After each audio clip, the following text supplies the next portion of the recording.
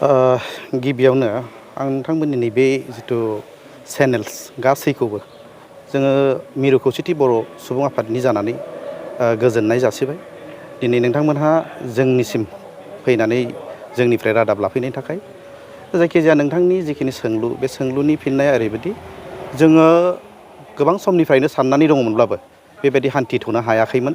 जोंनि खौसेथि बर' सुबुं आफादनि मिरुनि जिथु टिम बेबायदि फैथ'नो हायाखैमोन। दा जोङो दिनै फैनो मोननानै बा फैनो हानानै जोबोद गोजोननाय मोनदों। मानोना जोंहा गोबां माखासे रायजोफोरजों बिदि माने मोगा मोगि जानाय एबा सावरायनायनि माखासे गोबां बेबायदि थांखि दङ। दा बेहाय मा होनो जोङो दहाय एसे आगोलसो बङाइगाव जिल्लायाव हान्थिजेनबाय। दा बङाइगाव जिल्लायावबो जोङो गोबां माखासे बाथ्राफोरखौ रायज्लायबोबाय रायजोफोरजों बिदिनो लोगो हमनानै जोंनि दानि जिथु बर'फोरनि बा बिटिआरनि बायजोनि बर'फोरनि जिखिनि माखासे थासारि बिनि सायाव जों गोबां सावरायबोबाय। जायखिजाया नैबे दानि जिथु हान्थिनाय बे हान्थिनायनि गुबै थांखियानो बेनो जे जोङो बिटिसिनि बायजोनि जेखिनि बर' बे जयै थानांगोन आरो जोङो इउनाइटेडलि जयै थालांनानै गोबां बायदि खामानि मावबावनांगौ दङ जोंहा जिहेथु।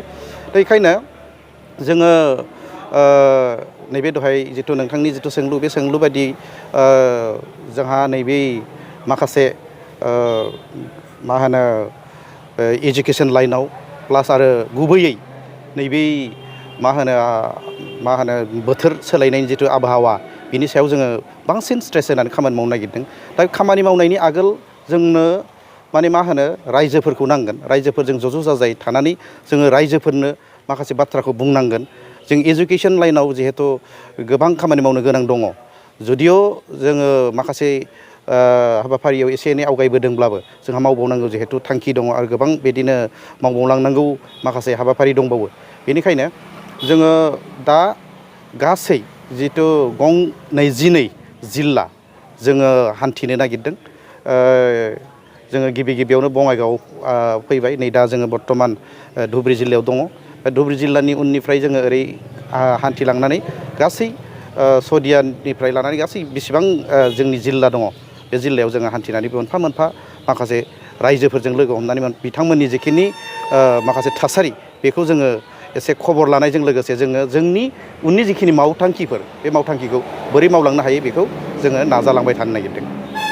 गिबियावनो आङो बे निउस चेनेलसिम जोंनि जिल्लानि जानानै आं साबायखर होनाय जाबाय।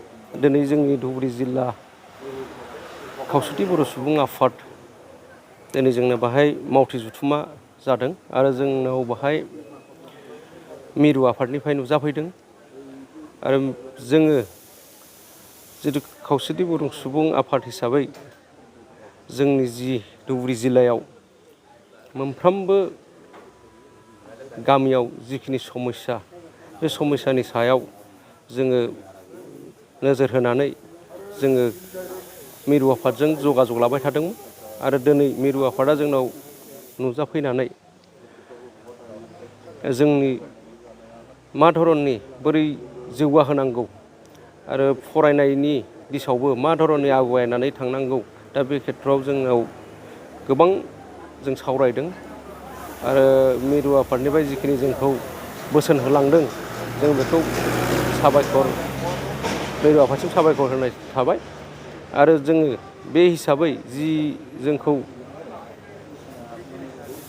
बोसोन होलांदों आरो बे हिसाबै जोङो मोनफ्रोमबो जोंनि धुबुरी जिल्लानि सिङाव थानाय गामिफोरखौ बा जोंनि सोद्रोमाफोरखौ बोरै आवगायलांनो हागोन जों बेखौ निस्सय जोङो बिसिनिसिम